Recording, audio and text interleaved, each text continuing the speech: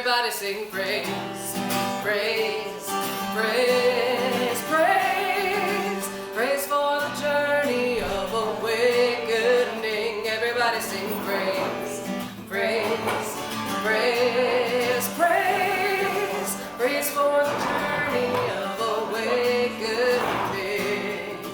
I'm on a journey of awakening to the presence of God within me, expressing peace, joy, love, and harmony on this journey of awakening.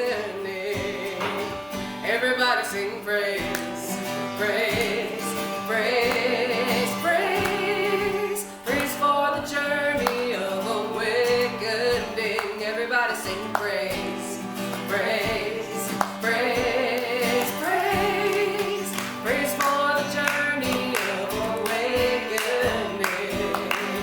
I'm on a journey of awakening to the presence of God within me, expressing peace, joy, love, and harmony on this journey of awakening. Everybody sing praise, praise, praise, praise, praise for the journey of awakening. Everybody sing praise, praise, praise, praise, praise for the journey of awakening. Praise for the journey of awakening.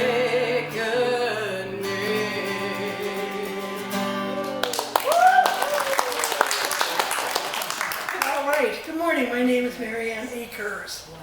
On behalf of Rev Donna Maurer and the Board of Trustees, I am privileged to welcome you to the Sonoran Desert Center for Spiritual Living. Whoever you are, wherever you are on your spiritual path, you're welcome here. We really like that. You're welcome here. Here you will be validated, supported, and encouraged to be everything you are meant to be. I mean, like all of it. Our vision statement is love in action, every day and every way. We express this love by living and learning and living the principles of the science of mind. You'll find our Declaration of Principles on the back of your program. Yeah, I'm going to get it right, just hold on. On the back of your program, please join me now in reading them. I believe there is an infinite intelligence operating throughout the universe. I believe this intelligent power is only good. I believe this intelligence expresses as me. I believe through my conscious use of this power, I create my life as happy, healthy, and complete. And so it is. Got it. If this is your first time here, we especially welcome you and thank you for your interest and curiosity. Since every Sunday is a little different, even if you're not a visitor, there's still a lot to be curious about. You never know what's going to happen here. Okay. No newbies? Regulars? Fabulous. I would like to thank those who are assisting to make this morning possible. Bruce and Wanda Bruce, DNA. Yes. By doubling your legs. Gray, who makes the sound happen. Heather, who makes the music happen. Yes. Donna, who makes everything happen. Oh, and Susan, chairperson extraordinaire. Yes. And grapefruit woman. Back in the back there, in red. Yeah, you. All right. Who did I forget this week? Nobody. Yes. All right. Please direct your attention to the announcements in your bulletin. If you're watching online, please visit us at cslaz.org for our announcements and events calendar. Thank you.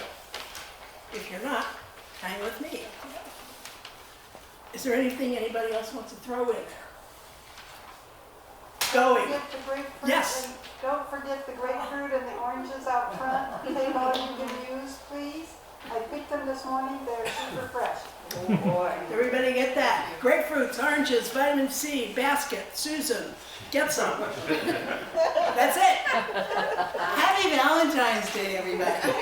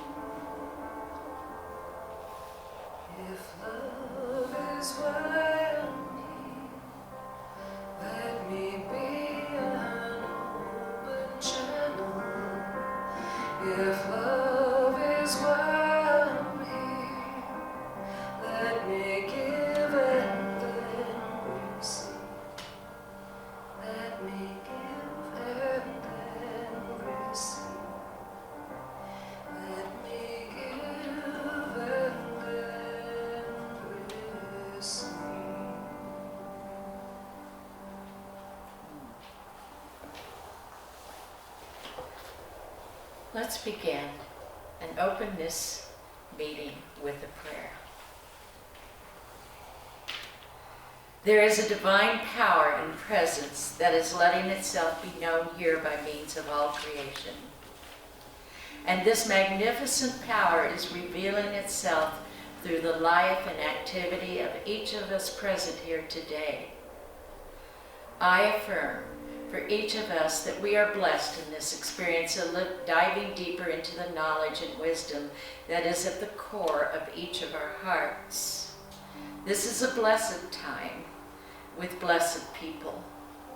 And may this experience be joyful and harmonious. May the light of intuition express itself through each of us in gratitude for the opportunity to connect with this community more deeply and for the love and light we all share. Easily and gracefully, I affirm this time open, and so it is.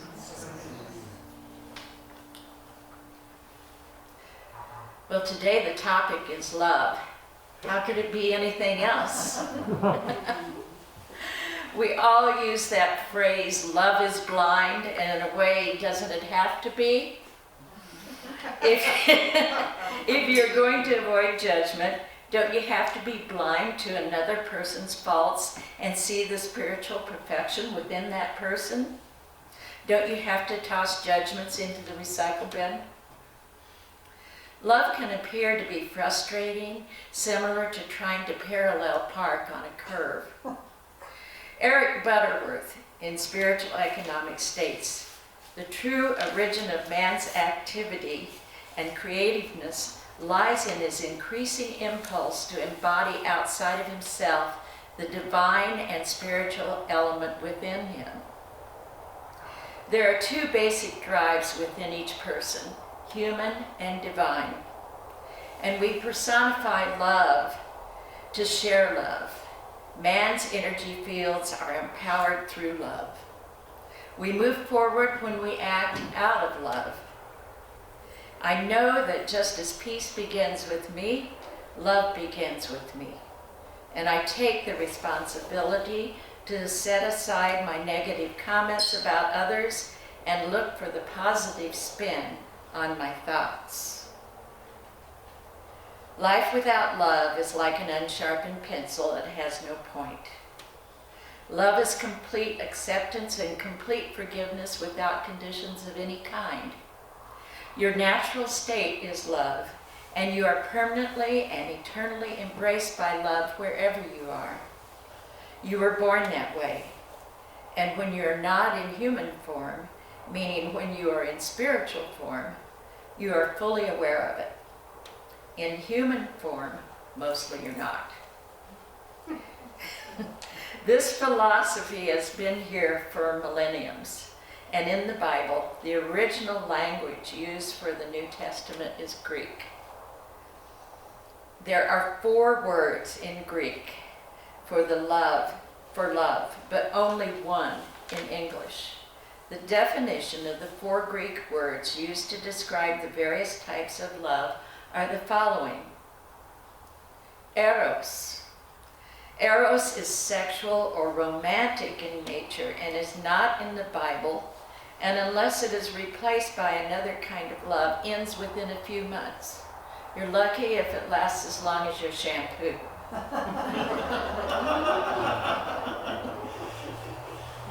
Filio is a brotherly affection towards someone we really like. Agape, which is the deepest love, means doing good things for another person. Storge refers to loving one's relatives. A little difficult sometimes. Chaos manifests in our life as nothing more than a point of view. Our country is growing, maturing, and dealing with the complexities of identity that arise in a place that was built by and continues to be shaped by cultures from around the world. If there ever was a time to return to love, it is now. A lot of stuff is coming to our attention, calling us into the action of love. Mitch Horowitz, a New Thought speaker, supports these concepts by stating that through a spiritual lens, we can appreciate the inherent divinity within each one of these cultures, as well as the absolute beauty of living in a place where American identity is truly diverse. He further states that we must not lose sight of the present by dwelling in the past or predicting a dismal future. We cannot give personalities that upset us too much. We can't give them too much attention. These challenges have been before man throughout history. Namaste, loved ones.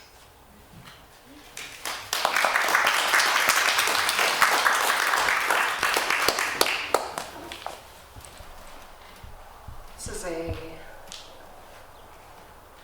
short chant written by our beloved Trisha Watson, right around this time last year, actually.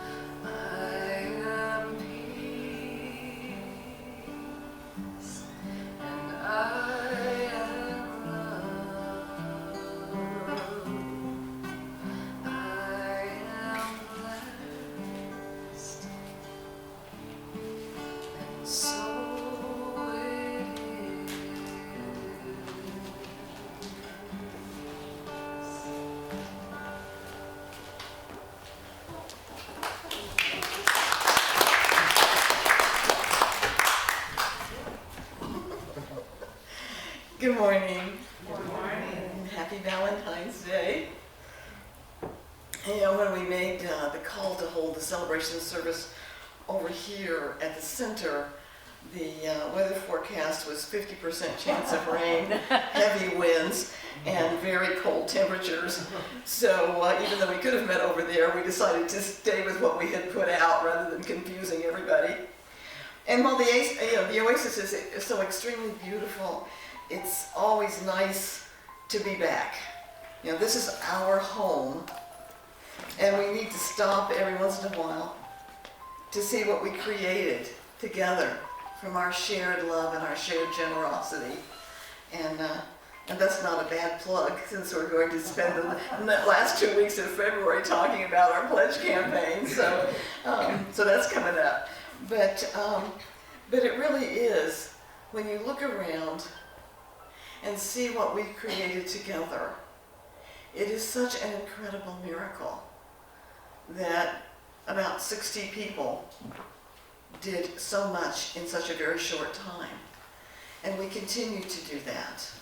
And I feel just incredibly blessed that we are all part of this beautiful spiritual family we call the Sonoran Desert Center for Spiritual Living.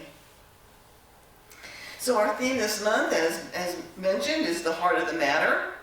And, you know, we talked about last week that there's 2 ways that we can kind of look at that to get to the heart of a matter. When we're trying to find the heart of a matter, we are searching for the core truth of that situation. So that's one way to see it. And the other is within matter and within all matters, there is only one heart, one love, and that's God expressing as you and as me, beating as one heart. So our topic to honor Valentine's Day is All We Need Is Love. And Dr. Holmes tells us that love is the givingness of spirit to its creation. He says, life is an eternal givingness, the offering of the cosmic self to the joy of its own fulfillment. You and I are part of this joy, and we find fulfillment only as this joy passes through us to others. Everything moves in circles, and we short-circuit our own good when we refuse to pass it on. So givingness, generosity, kindness, sharing is the way that divine love shows up through us and as us. And it's proven that this instinct for kindness is innate, it's inborn. A study was done with toddlers, and an adult with his or her hands full dropped a clothespin and couldn't pick it up. And in every instance, that little tiny toddler would see the dilemma and would toddle over and pick up the clothespin and hand it to the person. So we know that even though we may have a bunch of negative stuff piled on top of it, love is our true nature. Love is at the heart of everything that matters. And it's our natural tendency to show that love as we share ourselves. So today, if we look at our target, we're going to be looking at ways that we hide that natural tendency. Karen kind of touched on it, I think, a little bit, and how we can become aware when we are at cross purposes, and then move towards expressing more fully the love that we are. A Course in Miracles says, when you meet anyone, remember that it is a holy encounter. As you see him, you will see yourself. As you treat him, you will treat yourself. As you think of him, you will think of yourself. So he truly says that love is the essence of everything. Then those holy encounters take on new meaning, because in them we become both the teacher and the student. Each encounter, whether pleasant or unpleasant, is teaching us what we need to know about love, and in some ways we are teaching others what we know about it. In her book, A Return to Love, Marianne Williamson says that in every relationship, in every moment, we teach either love or fear. She says to teach is to demonstrate, and as we demonstrate love toward others, we learn that we are lovable, and we learn how to love more deeply. As we demonstrate fear or negativity, we learn self-condemnation, and we learn to feel more frightened of life. We always learn what we have chosen to teach. So obviously we don't deliberately choose self-condemnation and fear. And yet we've all met people who seem to have made that choice. They don't smile, they have a crossword about everything, they judge or criticize everybody. I mean, we all know them, they may be part of our family, and certainly we've encountered them along the way. But our founder, Dr. Ernest Holmes, tells us, and we all know this, that the world we see is really a reflection of our innermost consciousness. The experiences we have and the people in our lives are mirrors of our deepest thoughts and beliefs. So it makes sense, really, that relationships become both our teaching and our learning tools. Because in those relationships, we are reflecting back to ourselves those things about us that are most lovable and those areas where our beliefs are keeping us from expressing our lovableness. Of Course in Miracles says, whenever you are with another, you are learning what you are because you are teaching what you are. So the response of that person to us is an indicator of what we are teaching, of what is at work in our consciousness. So our relationships then become our life assignments. A Course in Miracles says that there's 3 levels of relationship that help us become our authentic, loving selves. And the first level is the casual encounter, those everyday experiences with people that we don't know or we don't know well. You know, the checkout counter person, you know, the bank teller. Those people we don't know, but we have encounters with them. And the second level is a more sustained relationship where we come together in a fairly intense teaching, learning situation, and then later we go our separate ways. You know, employee relationships, one of those romances that last about as long as a bottle of shampoo, as Karen said. And the third level, that once formed, lasts all of our lives. Those are our dear friends, those are our families, our spouses. A Course in Miracles says that none of these relationships are accidental, even the most casual, because they have the potential to uncover that which is holy, that which is beautiful, that which is loving, both in the individual and in ourselves. So our relationships, casual or lifelong, are for the sole purpose of uncovering our divinity and the acknowledgement of our oneness with God or Spirit. And as you and I explore our inner thoughts and reactions, we're able to see more clearly those unconscious habits that we may have accrued that block the expression of our oneness. And once we bring those to the surface, then we can change them through our new way of thinking. So I want to go into a little bit of depth of these different relationships, starting with casual encounter. Because our casual encounters give us a chance it gives us kind of a safe space to look at how we do encounter with people. And because they're casual, we don't have to put our best foot forward. We don't have to be on guard because I want you to like me, or I want you to be my friend. So we're more apt to show those innermost habits in these casual encounters. Marianne Williamson says, if we're crabby with the bank teller, it will be harder to be gentle with the people we love the most. Yeah, I had a friend, when I lived in Florida, she was a dear friend. Her name was Micheline. She was very wealthy. She had traveled all over the world. You know, when she lived in New York, her neighbors were John Lennon and Yoko Ono. In France, she was a friend of Picasso, believe it or not, and she had several small sculptures in her living room that he had made just for her. But she fell in love with our little church in Vero Beach, and she and I became quite close. She was a snowbird, and once when she went back to her summer home in Virginia, she gave me her brand new Infiniti to drive. So, and then she asked me if I would take it to the dealership for a checkup, which I did. And while I was there, the receptionist at the dealership said, "I just love Micheline. When she first came in, she asked me what my name was, and then she sent me a thank you note for being so helpful to her." So it's no wonder that Micheline had this incredible cross-section of friends who truly loved her. She was so gracious and showing as much love to the people that served her as to those very rich and famous people who we just wonder about and don't probably many of us know. But I just love that about her, and I think that's the authenticity that we're looking for.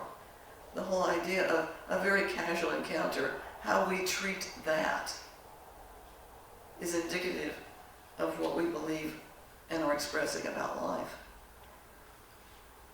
So they give us a chance to see if we're being authentic with everyone, or do we have a little bit of prejudice?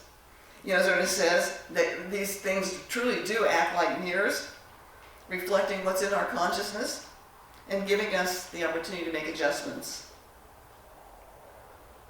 You know, I remember a long time ago, I was in a grocery store and it had very small aisles, and I was behind a woman who was pushing her cart very slowly. And at that time, I was a real type A person, and so I was really annoyed because there was no way I could get around her. And she sensed my frustration, pushed her cart out of the way, and said to me with a genuine smile, "You go ahead. I can see that you're in a hurry, and I'm not." Well, I had no idea that she could sense my frustration, and I was truly embarrassed. And I learned from that casual encounter that I don't have to be in such a hurry all the time, that honoring the timing of someone in front of me is honoring that person and is ultimately honoring me. So this week, part of our assignment, let's have as an assignment, let's watch ourselves in casual encounters, because they do say more about us than we often give ourselves credit for. How are we acting? What are we thinking? And is this how we want to present ourselves to our dear friends? Because whatever weaknesses we find are going to be actually magnified in our more intense relationships. The second level relationship, that's a level where our friendships and partnerships are formed. And once again, of course, the Miracle says there are no accidents. We have brought these people into our lives for more intense work. And years ago, I worked in an architectural firm, and one of the architects was not nice to me. He was always critical, and his statements always had a sting to them, and I just didn't like him. And he knew it. So one day I caught him crying. His youngest son, who was about 14, had been diagnosed with leukemia. And so we went to lunch that day, and he absolutely broke down in front of me. And in that moment of vulnerability, we both dropped our defenses. And during that time that his son went through chemotherapy and ultimately made his transition, I became the person that this man would go to when he needed to be weak, so that he could, in turn, be strong with his family. What a gift. What a gift. And I could have lost that if that little place in us hadn't opened up. So second level relationships help us drop our defenses so that we can be more authentic. And it's that authenticity that allows love to grow through us. And divorce is another example. Sometimes it's called failed marriage. And we may feel that we've failed as a partner, or we may feel that our partner failed us, and we feel angry and want revenge. But we can look at this at a different lens. If the relationship has ended, then so has the lesson that resulted from it. when we stop centering on the faults of the other person, or being a victim as what happened to me, then we can see how this relationship brought up what needed to be healed in us. And what we condemned as a failure becomes a gift.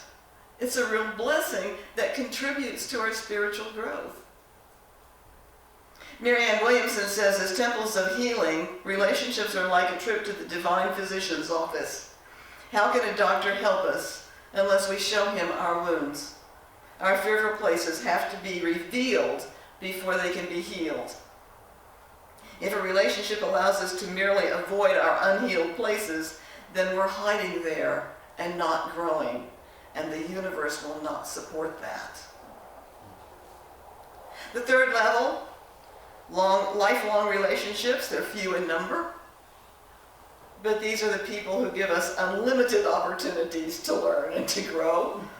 You know, the Course in Miracles says that these relationships imply that those involved have reached a stage simultaneously in which the teaching-learning balance is actually perfect. This does not mean they necessarily recognize this. In fact, they generally do not. They may even be quite hostile to each other for some time and perhaps for life. Yet, should they decide to learn it, the perfect lesson is before them and can be learned. A traveling monk went to visit a renowned master. When he arrived at the master's house, the master was out, and the monk was greeted quite rudely by the master's wife. She was gruff, inhospitable, and verbally abusive. Later, when the monk found the master and eventually related how the master's wife had behaved, the master said, "Yes, that's the same way she is to me." The monk was astounded. How is it that you can find peace, that you remain centered, that you can realize oneness with the universe when you have that sort of partner at home? Isn't she a terrible hindrance to your spiritual practice? And the master smiled. She is my spiritual practice. So whether it's a loving, nurturing relationship in which we are supported in being all that we were meant to be, or whether that person is a thorn in our side who mirrors our wounds to us, allowing us to heal them, third-level relationships force us to grow. Force us to grow. Because they consciously or unconsciously challenge our fears, challenge our littleness, challenge our capacity to love ourselves and others.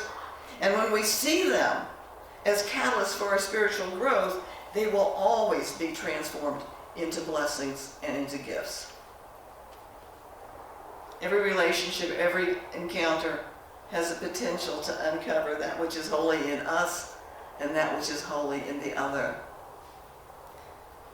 So as we go through our week this week, let's look at each moment and each encounter as if we're in a spiritual classroom. You know, Jack Kornfield, he's got a little book called Buddha's Little Instruction Book. And he says, imagine that every person in the world is enlightened but you. They are all your teachers, each doing just the right thing to help you learn perfect patience, perfect wisdom, perfect compassion. And that can be part of our classroom assignment this week, to look at every single encounter, every single person as being enlightened, as being our teacher, as doing exactly the right thing to help us to learn to love fully and completely. If we do this, we will have to forgive those who hurt us, because in hurting us, they are bringing our wounds forward to be healed. And that hurt becomes a gift. If we do this, we'll bring compassion into every encounter, for we will know that all expressions are love or a need for love, and we are here to be that love. If we see in everyone an enlightened being, then we are seeing and honoring the God in them, and we ourselves are enlightened in the process. Dr. Holmes says, we are made perfect when we enter into the communion of love with another and with the invisible essence of love. Love is the fulfillment of the law. That is, we do not make the highest use of the law unless that use is motivated by love, by a sincere desire to express unity, harmony, and peace. As the soaring bird opens her wings to the sky's embrace, must we open our hearts and minds to the influx of spirit and receive its love, that we may, in turn, express it to all whom we meet. Happy Valentine's Day. Namaste.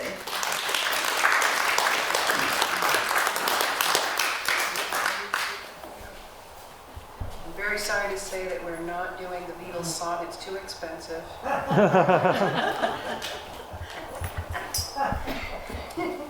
But instead, we can do a song by your friend and mine, Mr. Daniel Nahmad. Yes. I love him so much. Did you know that over the summer, he actually recorded special music for us, specifically for our center? And so if you go back on our YouTube archives, you can actually go back and see where he did that. And his message for us that day was so adorable, and it stays with you. He chose the song "Sharing is the very best part." So if you check back on our YouTube channel, you can find that.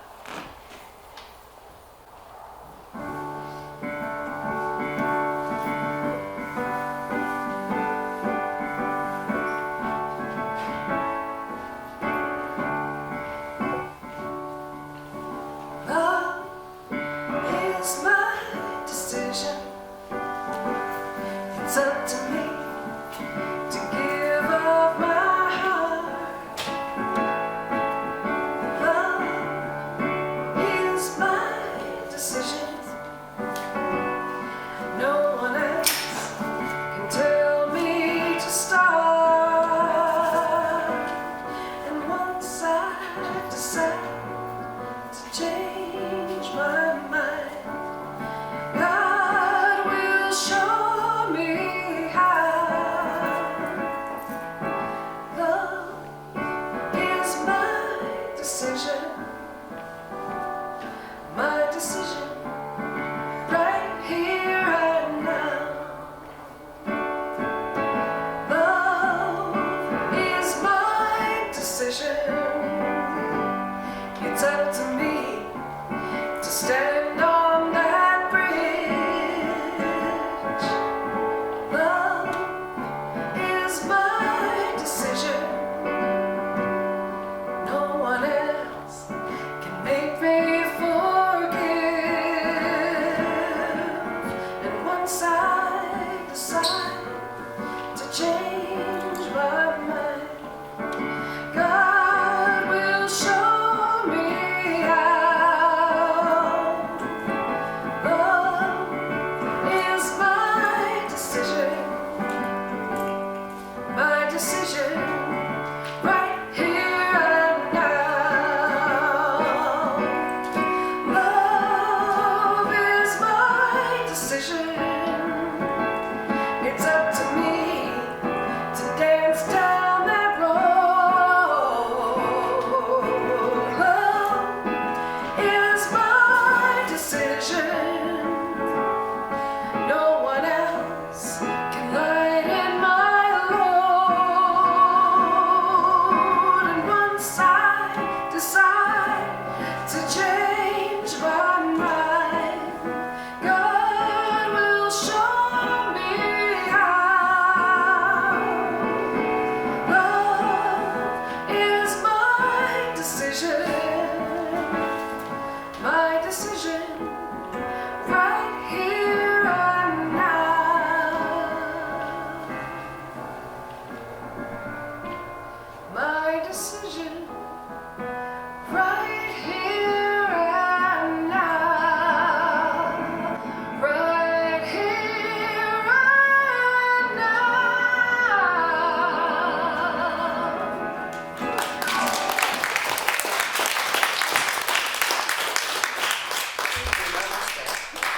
So it's, we have our little offering receptacle back in the back, so let's just remind ourselves of that by saying our offering affirmation together. My gift goes forth to heal, prosper, and bless all that it touches. It is evidence of my conviction that God is the source and substance of my supply. I share generously of my good, knowing that it returns to me multiplied abundantly, and so it is. And if you're watching this on our YouTube channel, there is a little space in the text for donate, and we would certainly appreciate your gifts to us so that we can continue this message. Thank you. And so let's close this out in prayer and know that right now God is all there is. That this day of love, known as Valentine's Day, continues throughout the days, weeks, months, and years as we express the true love that we are, allowing anything that is unlike love to drop away, to no longer let it be a part of our lives, and to look lovingly at each encounter as a holy encounter, knowing that that person is here and I am with that person because God is all there is. And so we share that Namaste consciousness together. We give thanks for all the gifts that are ours, all the blessings. And we release these words in true gratitude and love as we say together, and so it is. So it is. Thank you.